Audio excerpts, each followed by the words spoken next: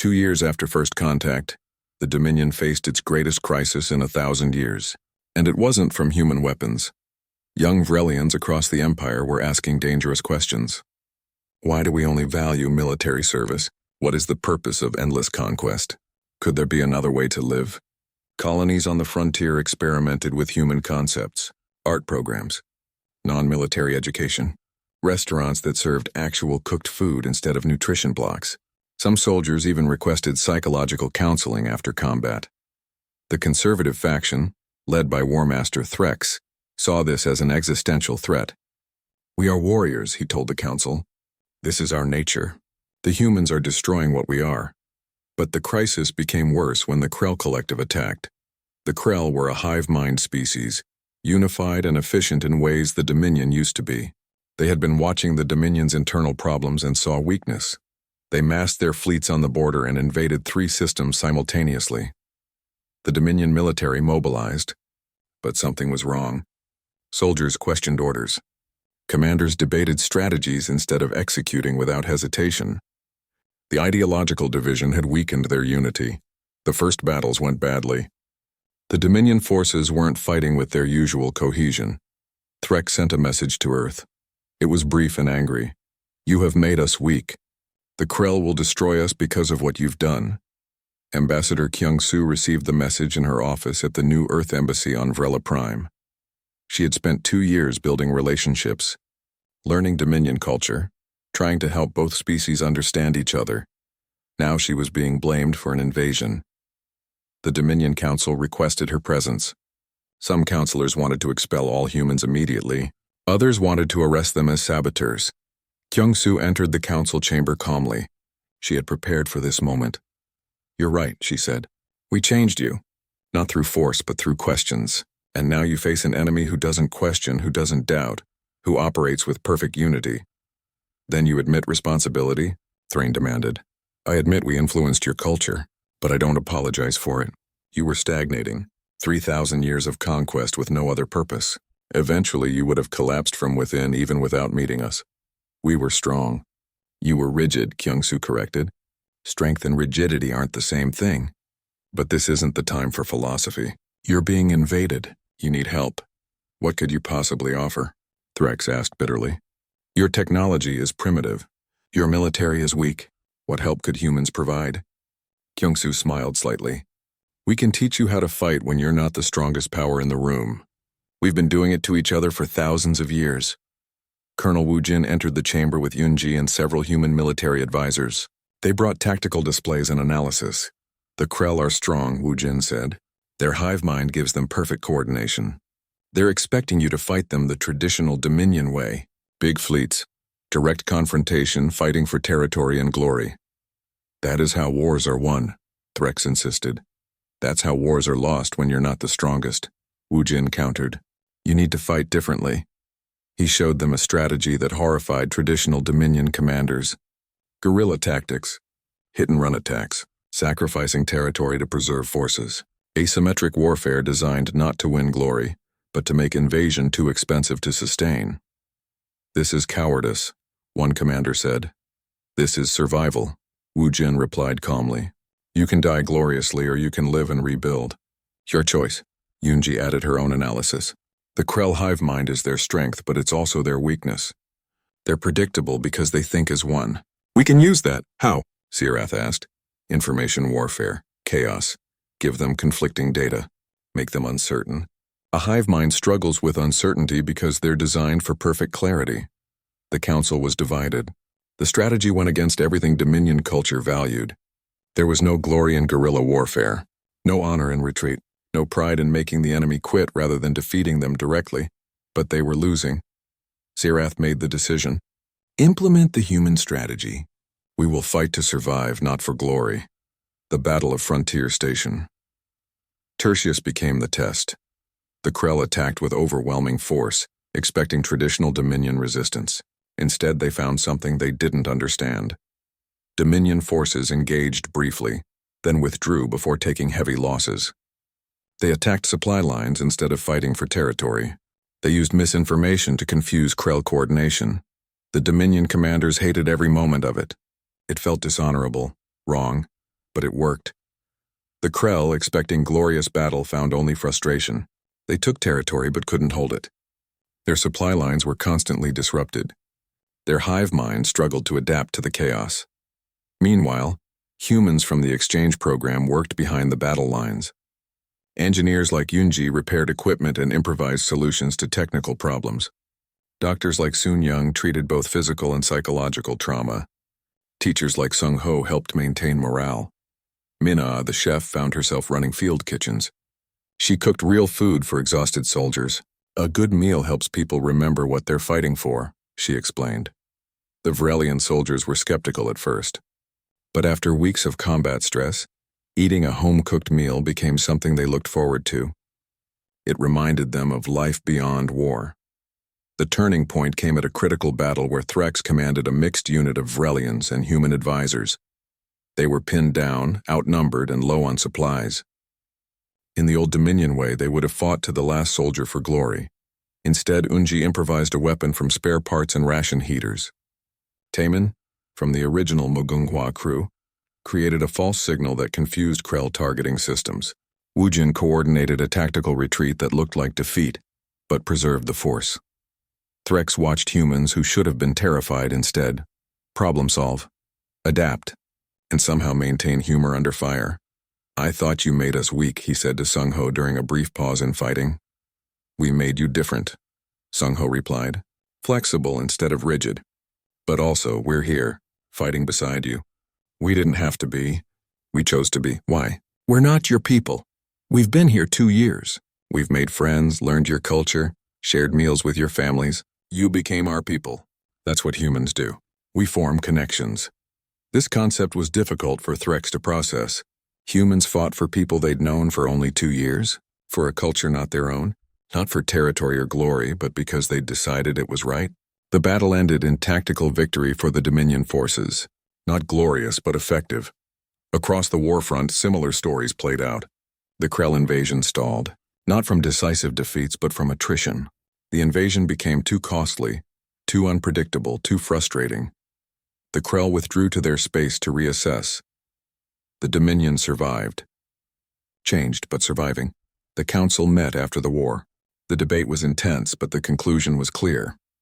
They couldn't return to what they were. Zirath proposed a new structure, the Cooperative Dominion. Member species would maintain autonomy, contribute according to their strengths, united not by conquest but by mutual benefit. It was messy. It was inefficient. It required constant negotiation. "Welcome to democracy," Kyung-soo said. "It's terrible, but everything else is worse." The vote was close, but it passed. In the aftermath, changes rippled through Dominion space. Threx retired from active military command. He became an instructor at the academy, teaching that adaptability was as important as strength. He occasionally had dinner with Sung Ho, discussing philosophy and purpose. "I spent 200 years fighting," Threx said during one meal.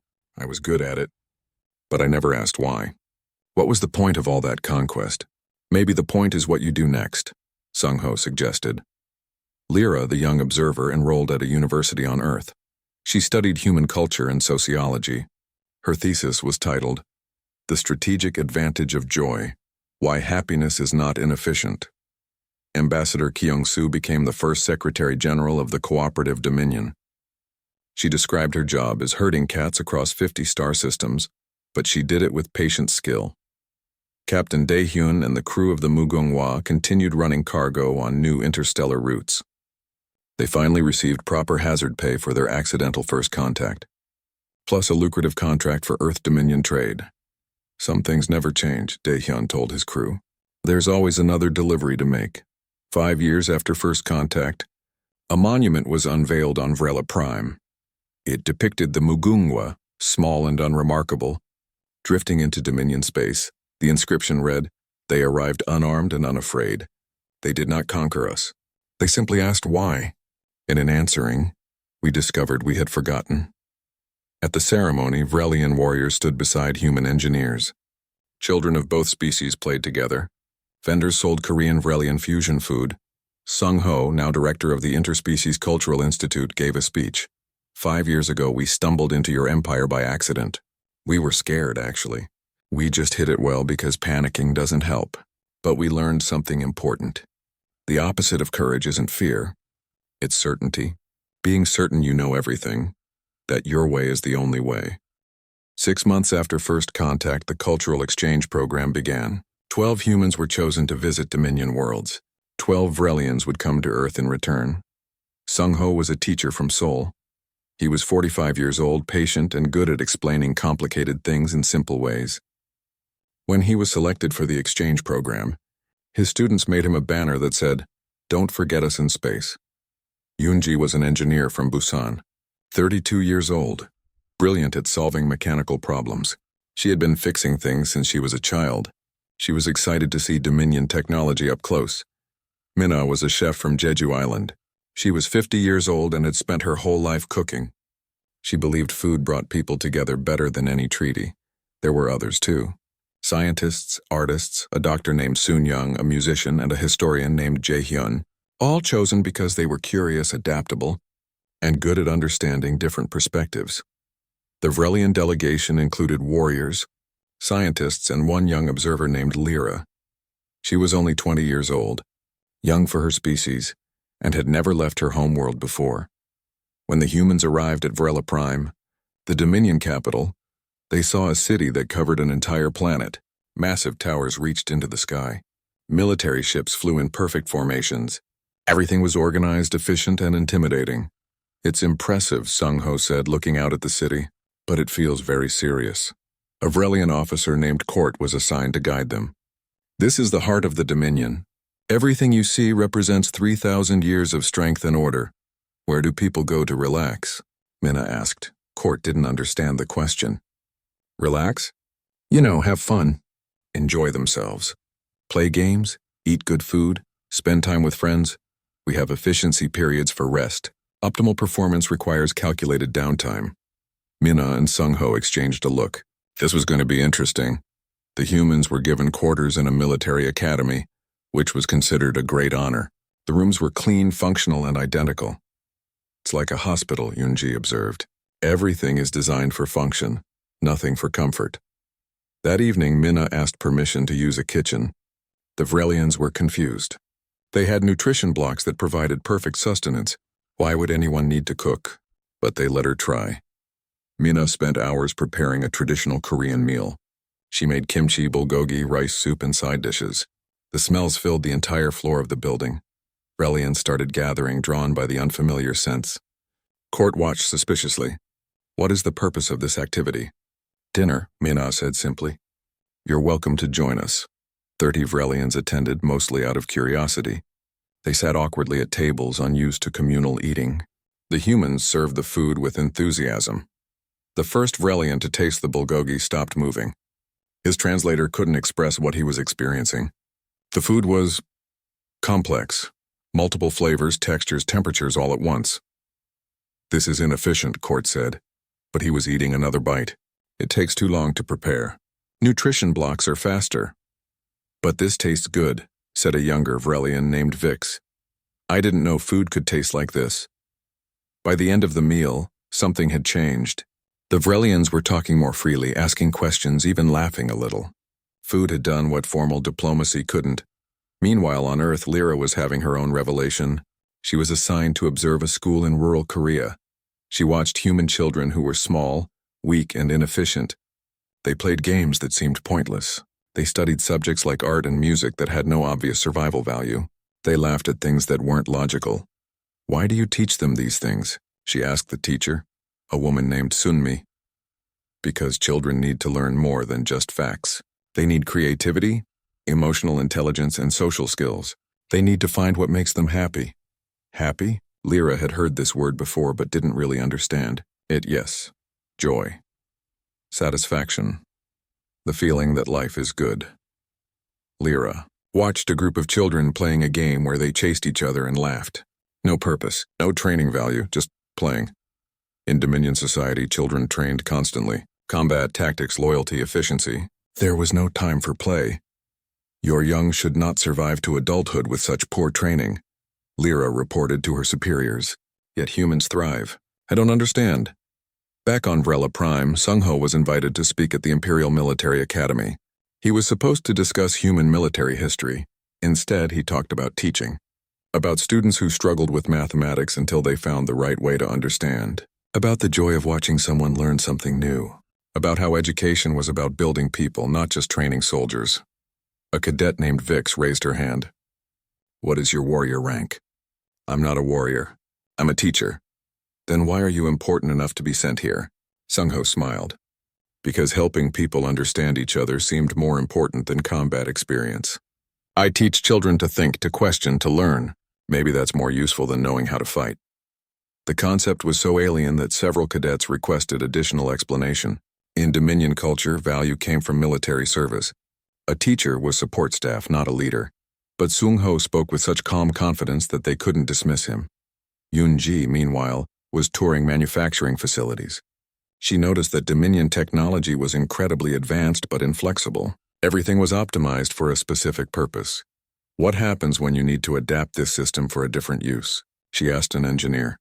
"We build a new system, but that's so wasteful.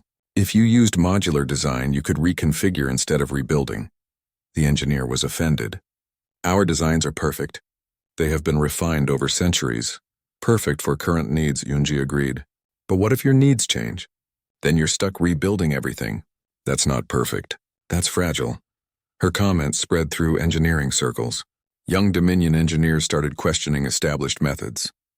What if the humans were right? What if optimization had made them less adaptable? The most significant breakthrough came from Dr. Soon-young.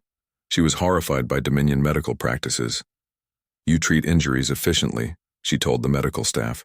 "But you ignore psychological trauma completely. Soldiers come back from combat with mental wounds and you send them right back to duty." "Mental strength is trained," a Vrellian doctor insisted. "Warriors overcome fear through discipline." "That's not how trauma works," Soon-young said. She showed them human research on PTSD, on the connection between mental and physical health, on how treating psychological damage improved recovery times. She offered to train their medical staff in basic psychological first aid. They agreed reluctantly. Within a month, recovery times improved significantly. Soldiers who received psychological support healed faster and returned to duty healthier. The data was undeniable. The Dominion medical establishment was forced to reconsider everything they knew about healing. All across Dominion space, human ideas were spreading like water through cracks in stone. Not through force, but through simple questions and observations. Why do we do things this way? Is there a better approach? What if we tried something different? For a culture built on tradition and proven methods, these questions were revolutionary. The Dominion Council met in emergency session. Conservative leader Thrain was angry. "The humans are destroying our culture from within. Their ideas spread like disease. Young Vrellians question traditions we've held for millennia. This must stop." But Elder Zerath saw things differently. "When was the last time we created something truly new? When did we last adapt, innovate, change? We have spent 3,000 years perfecting conquest. We have become rigid." "Rigidity is strength," Thrain argued. "Rigidity is fragility," Zerath countered. "The humans stumbled into our space, and within months our entire culture is questioning itself. Not because they're conquering us, because they're asking questions we forgot to ask." The vote was close, but the exchange program continued. However, the council implemented new monitoring protocols. Human ideas were spreading too fast. On Vrella Prime, Sung-ho was meeting secretly with young Vrellians who wanted to learn more about human philosophy and culture. "If you had our power," one asked, "what would you do?" Sung-ho thought carefully. "Explore, learn, create, meet other species and try to understand them. Build things worth preserving, not just things worth defending." "But what about glory? Honor? Strength?" "Those things matter," Sung-ho agreed. "But they're not the only things that matter." "What about happiness? Beauty, understanding, love?" These concepts were difficult for the young Vrellians to process, but they kept attending the meetings, kept asking questions. On Earth, Lyra watched human children play in a park, completely unsupervised, doing nothing productive, just playing. And she realized something profound: they were happy, not efficient, not strong, not disciplined, just happy. She had never seen Vrellian children simply play. They trained, studied, competed, but they never just played for the joy of playing. She sent a report back to Dominion space. I am beginning to understand why humans survive despite apparent weaknesses. They have something we lost. I do not yet have words for it in our language. But it might be important. The Dominion ship appeared in Earth's orbit without warning. Every military radar system on the planet detected it instantly. Within minutes, emergency meetings started in capital cities around the world.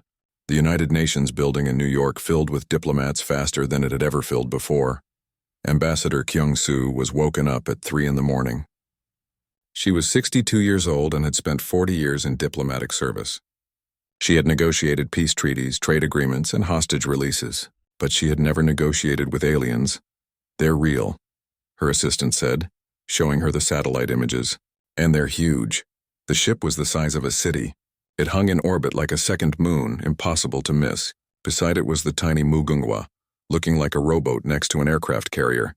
Get me a communication channel, Kyung-soo said calmly, and someone find out what Captain Dae-hyun has been doing for the past week. He left for Mars with mining equipment. Now he's coming home with aliens. Ambassador Thren watched Earth from her ship's observation deck. The planet was beautiful. Blue oceans, white clouds, green and brown continents. It looked peaceful, but her sensors told a different story. The planet was divided into hundreds of territories, multiple military forces, thousands of nuclear weapons, countless languages and communication systems. This is chaos, her tactical officer said. How do they function without unity?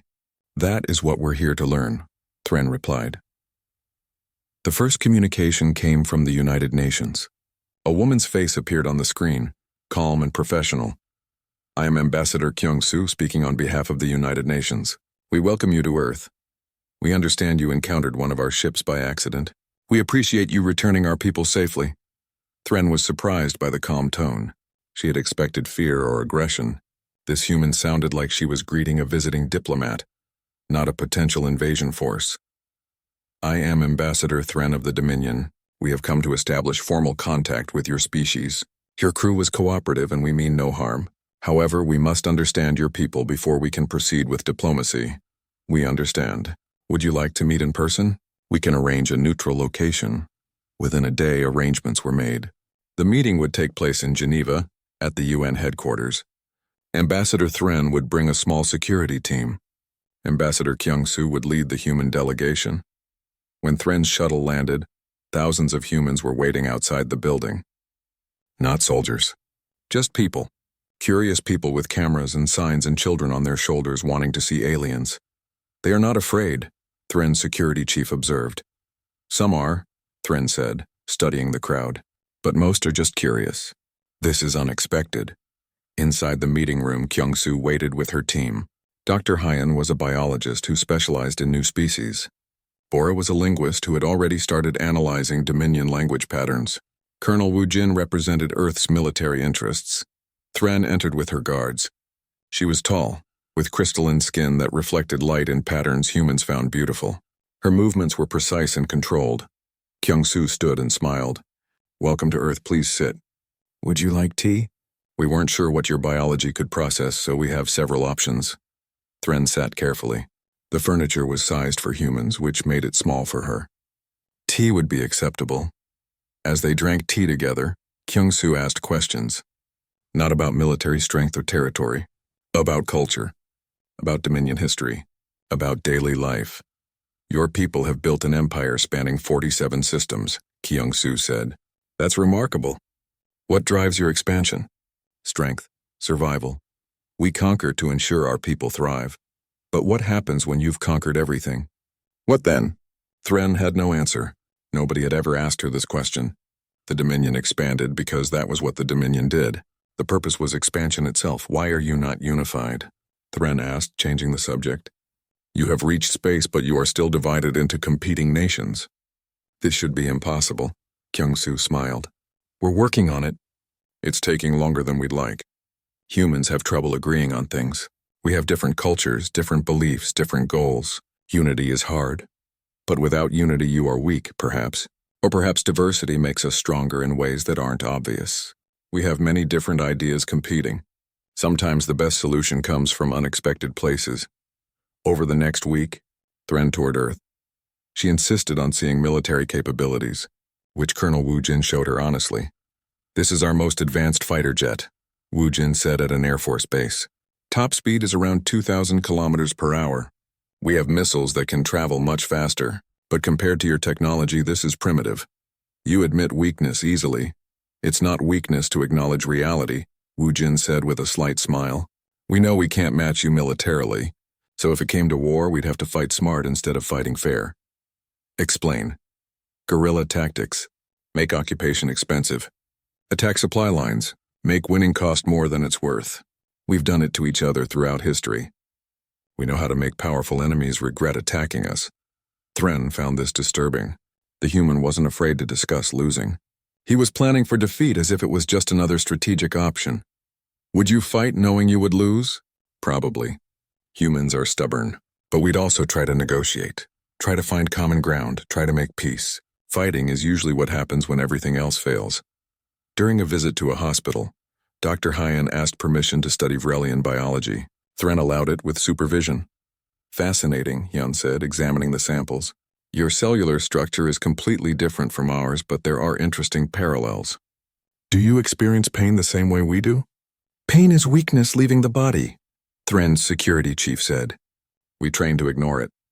But pain is useful," Hyun said. "It tells you something is wrong. Ignoring it can lead to worse injuries. Do your medics provide psychological support for injured soldiers?" "Psychological support? Help with trauma, fear, stress, the mental impact of injury in combat." The security chief looked confused. "Warriors do not need such help. We are strong." Hyun exchanged a look with Kyung-soo. They were beginning to understand something important about Dominion culture. The most surprising visit was to a school. Bora had suggested it, thinking it would show humans at their most vulnerable. Young humans, still learning, still growing. 100 children, all around 10 years old, sat in a classroom learning mathematics. When Thren entered, they stared with wide eyes. "Are you really an alien?" one child asked. "I am Vrelian," Thren corrected. "Do you have kids? What games do you play? Can you breathe our air okay? Do you eat food like we do?" The questions came rapidly. The children weren't afraid. They were fascinated. The teacher, a patient woman named Sunmi, smiled apologetically. "They're excited. We don't get alien visitors often. Actually, we don't get them ever. You're the first. What are you teaching them?" Thren asked. "Today, mathematics. Tomorrow, history and art. Later in the week, physical education and music." "You train them in arts? Music? These have no survival value." Sunmi looked surprised. "These things make life worth living. Mathematics helps them think logically. Art helps them express themselves. Music brings joy. We're not just training them to survive. We're helping them become complete people." This concept troubled Thren deeply. The Dominion trained their young in combat tactics and loyalty, skills that supported the Empire. These humans were teaching their children things that had no obvious military or economic purpose. It seemed wasteful. Yet humans had reached space, had developed fold drive technology, and had built complex societies. Maybe there was something the Dominion didn't understand. During a final dinner before Thren would return to make her report, Kyung-soo asked a direct question. "What will you tell your council about us?" Thren thought carefully. "That you are no military threat. Your technology is primitive. Your world is divided. You could be conquered easily." Wu Jin tensed slightly, but Kyung-soo remained calm. "But," Thren continued, "I will also recommend against conquest." "Why?" "Because I don't understand you. You cooperate without submission. You acknowledge weakness without shame. You teach your children art and music instead of combat. You ask questions constantly. You adapt to new situations without apparent stress." Thren paused, choosing her words carefully. "You discovered fold space by accident. You breached our secure network by accident. Your crew treated capture as a minor inconvenience. Now your people treat our arrival as interesting rather than terrifying." She looked directly at Kyung-soo. "I have negotiated with 12 different species. All of them were predictable. They responded to power with fear or aggression. But humans don't respond predictably. You are either hiding your true nature, or you are genuinely this unusual. Either way, you are a mystery. And mysteries are dangerous." Kyung-soo asked. "Mysteries are unpredictable, and the Dominion values predictability." Kyung-soo smiled. "We're not trying to be mysterious. We're just being ourselves. Maybe that's the most mysterious thing of all. Thren returned to her ship and prepared her report. She included everything she had observed. All the conversations, all the strange human behaviors. The cargo ship Mugunghwa drifted through empty space near the edge of the solar system. Captain Dae-hyun sat in his worn chair, drinking instant coffee from a plastic cup. The ship was old and the coffee was terrible, but he had been doing this job for 20 years. Some things never changed. "Captain, we're ready for the jump to Mars," said Hana from the pilot seat. She was young, only 3 years into space work, but she knew the ship well. Dae-hyun nodded. "Start the fold drive. Let's get this cargo delivered." Taemin, their engineer, sat at his station watching the numbers on his screen. "The drive is warming up. Everything looks normal." In the communications corner, Ji-woo was reading something on her tablet. She barely looked up when the ship began to hum with power. This was routine. They had made this jump 100 times before. The fold drive engaged. Space twisted around the ship. For a moment, everything felt normal. Then something went wrong. The ship shook hard. Alarms started screaming. Red lights flashed across every screen. "What's happening?" Hana shouted, gripping her controls. Taemin's fingers flew across his keyboard. "The drive isn't stopping. It's pulling us somewhere else." Dae-hyun stayed calm. He had survived worse problems in space. "Cut the power. Emergency shutdown. I'm trying." Taemin hit buttons frantically. "It won't respond." The ship spun through a tunnel of twisted light. Then suddenly everything stopped. The alarms went quiet. The shaking ended. They were floating in space again, but it was the wrong space. "Where are we?" Ji-woo asked quietly. Hana checked her instruments. "I don't know. These aren't the Mars coordinates. These aren't any coordinates I recognize." Through the front window they could see something impossible. The stars were different, and in the distance there were structures. Massive rings of metal and light forming pathways through space itself. "Those aren't human-made," Dae-hyun said. He took another sip of his coffee, thinking, "I think we just found proof we're not alone in the universe." Before anyone could respond, the ship's proximity alarm beeped. Multiple contacts were approaching fast. 6 ships appeared around them. They were enormous, shaped like sharp crystals, covered in weapons that could destroy the Mugunghwa in seconds. The ships moved with perfect coordination, surrounding the human vessel completely. "They found us fast," Taemin said, his voice shaking a little. Inside the largest alien ship, Commander Threx studied the strange vessel his patrol had discovered. In 3,000 years of Dominion history, nothing had ever entered their wormhole network without permission. Nothing could enter by accident. The network was sealed, protected by technology beyond most species' understanding. Yet here was a primitive ship, floating in their space like it had stumbled in by mistake. "What do we know about them?" Threx asked his tactical officer.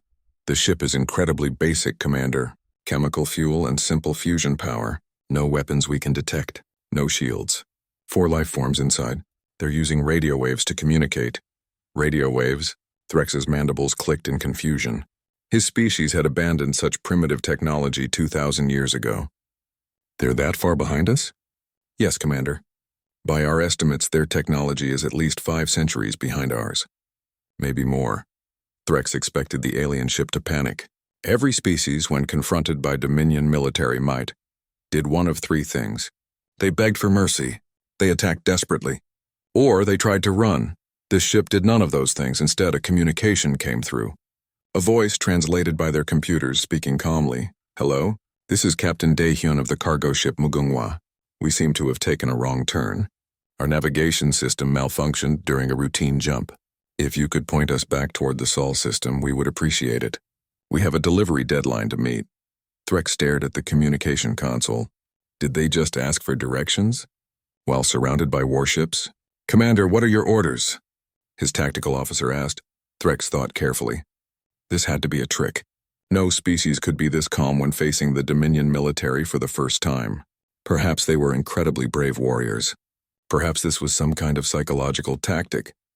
"Tell them to surrender their vessel for inspection," Threx ordered. "We need to understand what we're dealing with." The response came quickly. "We're happy to answer questions, but we do have a schedule to keep. Could we make this quick? We're already going to be late." Several officers turned to look at Threx. Nobody knew how to respond to this. "Commander, his security chief said slowly. They're asking if we can hurry up. They're worried about being late for a delivery. Threx made a decision. Prepare a boarding party. We're going inside that ship. 20 minutes later, the boarding party approached the Mugungwa. The docking was easy because, surprisingly, the humans opened their airlock and waited. Taemin's voice came over the communication channel. Please use docking port 3. The other airlocks are old and leak. I just fixed them last week and I'd rather not fix them again. The Dominion soldiers looked at each other. Was this a trap? They entered the ship carefully, weapons ready. The interior was cramped and old. Everything looked used and patched together. This was definitely not a military vessel. They found the 4 humans sitting in a small room with a table. There were cups of steaming liquid on the table. The humans looked up at the armed soldiers calmly. Welcome aboard, Daehyun said. He gestured at the cups. Would you like coffee? I'm not sure if your biology can process it, but you're welcome to try. It's not great coffee, but it's what we have. The human female, Hana, smiled at them. Please sit down. You're making the room feel crowded. Threx entered last. He was tall, even for his species, and his crystalline armor marked him as a high-ranking officer. He expected fear. He expected submission. Instead, the human captain looked at him with simple curiosity. You're in charge? Daehyun asked. Good. Maybe you can help us figure out where we are. Our engineer thinks we jumped into some kind of stable wormhole network. Is that what this is? You will answer our questions, not ask them, Threx said, his voice hard. Sure, of course, Daehyun agreed easily. What do you want to know? Threx paused. In his 200 years of military service, he had never had a prisoner agree to questioning so quickly. Usually there was resistance, fear, pride, something. What is your species? Where do you come from? What are your intentions in Dominion space? Daehyun answered immediately. We're humans from a planet called Earth in the Sol system. We have no intentions regarding your space because we didn't know you existed until about 30 minutes ago. We were trying to deliver mining equipment to Mars. That's one of our other planets in our home system. Then our fold drive malfunctioned and we ended up here. It was too easy, too honest, too calm. You understand you are prisoners? Threx said, trying to establish dominance. Are we? Daehyun looked at his crew, then back at Threx. Okay, what do you need us to do? Threx had no response. He had prepared for many scenarios. This wasn't one of them. You will come with us to our command ship for further questioning, he finally said. All right. Can we bring our personal items? And maybe some food? We don't know what you eat, but I'm guessing it's not compatible with human digestion. You may bring necessary items, Threx allowed. As the humans gathered their belongings, Threx watched them carefully. They moved without panic. They spoke to each other in calm voices. The young pilot, Hana, even made a joke that made the others laugh. These were not warriors. They were not diplomats. They were simple workers who had stumbled into something far beyond them. So why weren't they afraid? Threx had fought in 14 major battles. He had faced enemies who would rather die than surrender. He had seen brave warriors and terrified civilians. He understood both. But these humans were neither brave nor terrified. They were just accepting, as if finding themselves prisoners of an alien empire was merely an inconvenience, like a delayed flight or a broken appliance. As they walked toward the transport ship, Taemin turned to one of the soldiers. How does your armor work? Is that some kind of crystalline structure? Does it grow or is it manufactured? The soldier didn't answer. Nobody had taught him how to respond to a prisoner asking technical questions. On the way to the command ship, Threx sent a message to the Dominion Council. We have encountered a new species. They call themselves humans. Request instructions. The response would take time. Until then, he would keep these strange aliens under observation. He watched them through the security camera. They were sitting in the transport, still drinking their terrible coffee, talking about sports and complaining about their company's low pay. Prisoners, facing an unknown fate in an alien empire. Talking about sports. For the first time in his long military career, Commander Threx felt genuinely confused. The Dominion command ship was massive. It was the size of a small city, filled with thousands of soldiers and officers. The humans were taken to detention cells in the security section. The cells were clean, white, and surrounded by energy fields that glowed blue. This is actually nicer than some hotels I've stayed in, Hana said, looking around her cell. She found the sleeping platform and tested it. Firm but not bad. In the cell next door, Taemin was studying the energy field. He took out a small notebook and started drawing diagrams. Fascinating. This uses some kind of electromagnetic containment. I wonder what frequency it operates on. Jiwoo had already established a routine. She had organized her few belongings in one corner and was doing stretching exercises. If we're going to be here a while, might as well stay healthy. Dae-hyun sat cross-legged on his platform, eyes closed, breathing slowly. He had learned meditation during his early years in space. It helped during long, boring trips. The guards watched them through cameras, confused. Most prisoners screamed, cried, or tried to break out. These humans acted like they were on vacation. High Inquisitor Vex arrived 3 hours later. She was known throughout the Dominion as the most skilled interrogator alive. She had broken enemy agents who had trained for years to resist questioning. She had extracted secrets from the most loyal warriors of opposing armies. She entered the interrogation room expecting a challenge. Humans were unknown, which made them interesting. She had studied the preliminary reports. Primitive technology, but they had discovered fold space travel. That suggested intelligence. Dae-hyun was brought in. He sat down in the chair across from her, looking tired but calm. "You're Captain Dae-hyun," Vex said. It wasn't a question. That's right. "Can I ask how long this will take? Not trying to be rude, but I'd like to sleep soon. It's been a long day." Vex's translator flickered. She thought it might be malfunctioning. No prisoner had ever asked her about scheduling.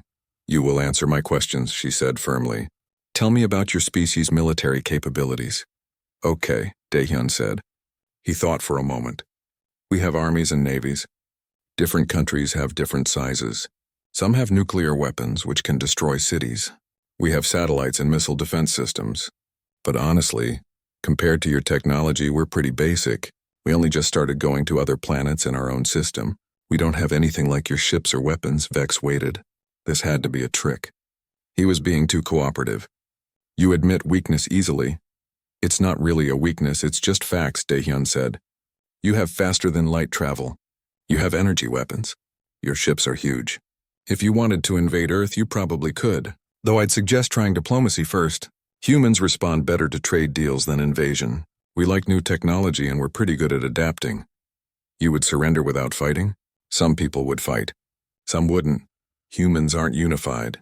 We have almost 200 different countries, different governments, different cultures. Some would want to fight.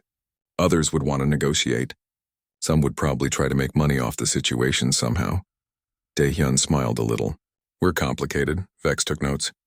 This was the strangest interrogation she had ever conducted. "Where is your homeworld located?" Dae-hyun told her the exact coordinates. He described Earth's solar system, the planets, the population distribution, major cities, everything. He answered every question completely and honestly. After 2 hours, Vex stopped. She had all the information she needed for a complete invasion plan. The human had given her everything without hesitation, without torture, without even mild pressure. "Why do you cooperate so easily?" she finally asked. Dae-hyun shrugged. "You asked questions." I answered. "What else would I do? Lying won't help. You'd probably find out anyway, and then you'd be angry. Besides, we didn't do anything wrong. We had an accident. We're not spies or invaders. We're just delivery people who got lost. You are not afraid?" "I'm a little nervous," Dae-hyun admitted. "But being afraid doesn't help. You're either going to kill us, imprison us, or let us go. Panicking won't change which one happens, so I might as well stay calm and see what happens next." Vex left the interrogation room deeply troubled. She reported to the Dominion Council via secure communication. The human captain answered every question. She told them. He provided complete information about his species' location, technology, military capability, and social structure. He did this willingly, without coercion. Elder Counselor Zerath listened carefully. "You believe he is truthful?" "Yes, either that or he is operating on a level of deception beyond my ability to detect. He admits weakness freely. He shows no shame about his species' primitive status. He seems genuinely unconcerned about his situation. Perhaps his species lacks proper survival instincts," suggested another counselor. "That's my concern," Vex said. "They discovered fold space technology by accident. They breached our secure network by accident. Now they cooperate with interrogation without resistance. Either they are the most psychologically resilient species I've encountered, or they are fundamentally different from every other intelligent species in the Dominion. Meanwhile, something unexpected was happening in the detention area. The guards, two young soldiers named Crix and Thale, had become curious about their prisoners. "Why are you not angry?" Crix asked through the communication panel. "You are prisoners. Do you not feel shame?" Jiwoo looked up from her exercises. "Shame about what?" "We didn't do anything wrong. We had a technical problem. That's not shameful, just unlucky. But you are defeated, captured." "We were never fighting," Jiwoo pointed out. "You can't be defeated if you weren't in a battle. We're just travelers who ended up in the wrong place." Thale, the other guard, couldn't understand this logic. In Dominion culture, being captured was the ultimate shame.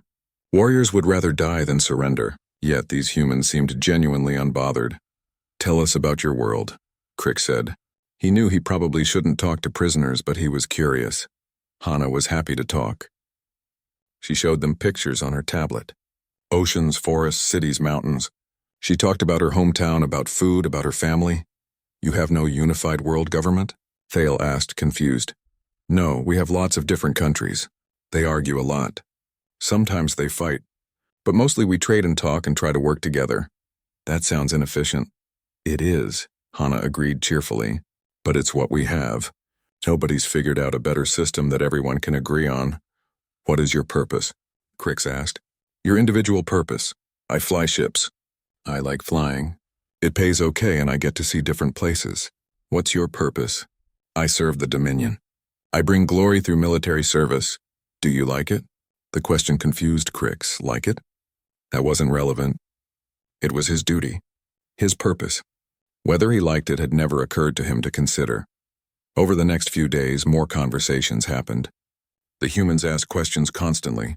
About Dominion culture, about the guards' lives, about the ship, about everything. They were endlessly curious. Tai Min spent hours talking to maintenance workers about ship systems. Minna shared food from their ship supplies and talked about cooking. Even Dae-hyun, when he wasn't being interrogated, practiced his meditation and talked calmly with anyone who would listen. The Dominion Council finally made their decision. They would send an ambassador to Earth. They needed to see this species in their natural environment to understand them better. Ambassador Thren was chosen for the mission. She was experienced, having negotiated with 12 different species. She had seen warrior cultures, hive minds, democratic societies, and autocratic empires. But she had never encountered anything like the preliminary reports on humans suggested. When she reviewed the interrogation files, one exchange stood out. Vex had asked Dae-hyun what humans would do if the Dominion invaded. His answer, "Probably fight and lose. Then we'd try to negotiate. If that didn't work, we'd try to survive however we could. Humans are pretty good at surviving. We've been through lots of disasters on our own planet. We adapt, no bravado, no threats, no proud declarations of resistance. Just practical assessment and acceptance of reality. These beings," Thren said to her assistant, "are either the most dangerous species we've ever encountered, or the least. I cannot determine which." Before the embassy mission launched, Dae-hyun and his crew were told they would be escorted home. They would be allowed to leave. "Thank you," Dae-hyun said sincerely. "Will someone come with us to meet our people?" "Yes, we will establish formal contact with your species." "Good, I think you'll like Earth, well, parts of it. Some parts are messy, but there's good food and interesting people. Just maybe don't arrive with warships. That might scare people. Humans tend to shoot first and ask questions later when they're scared." Thren noted this. The human captain was advising them on how to avoid conflict with his own species, helping potential invaders approach his homeworld safely. As the crew of the Mugunghwa prepared to leave, Tai Min asked one of the engineers if he could have detailed specifications on the Dominion fold drive. "Just curious about how it works. Might help us fix ours so this doesn't happen again."